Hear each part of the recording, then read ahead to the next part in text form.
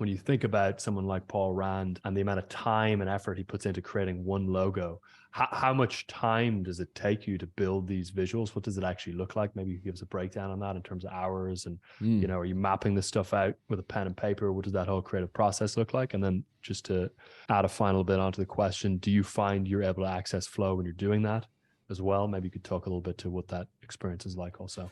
Yeah, for sure. So again, I think there's a couple of different ways in which it comes about. There are a few things that I've worked on in the past few years that just have deadlines and you have to finish them, like illustrating a book. You can't just sit around and wait for the idea to hit you. And I think that the beauty of having something so narrowly defined as the visualized value style is the constraint it puts on you is the conceptual work. Like the creative component of it is forced into expressing the idea, as opposed to making all the infinite number of decisions you could make as a graphic designer, where you have typefaces, canvases, colors, textures, images, all of that stuff, that the constraints that are placed upon you it feels to me like a fast track into the most accessible version that I've ever experienced of flow state. The only other thing I would compare it to is skiing. I don't know how often you use this example, but it's like you have these two things strapped to your feet and the hill is pointing down.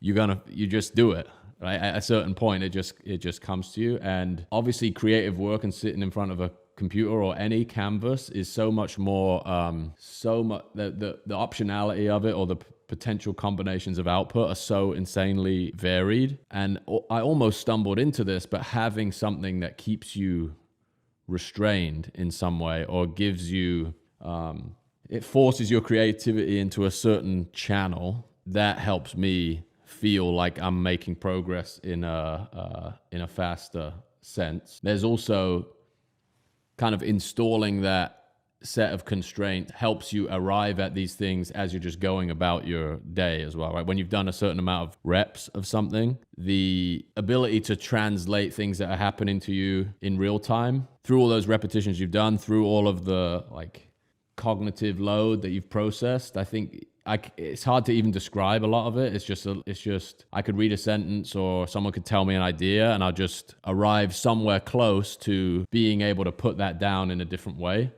And sometimes, honestly, trying to sit down and force work out is really, really difficult. And like as soon as you go for a walk, get in the shower, do anything that isn't sit in front of the page, whatever is going on in your brain, which you would be able to describe much more articulately than me, just allows it to get to a place where it's like, I don't know, processing something and arriving at a conclusion much faster.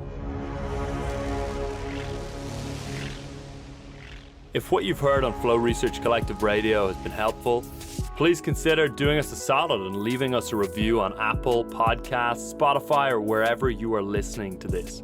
Reviews help us connect to a wider audience so we can get these peak performance principles out to more people.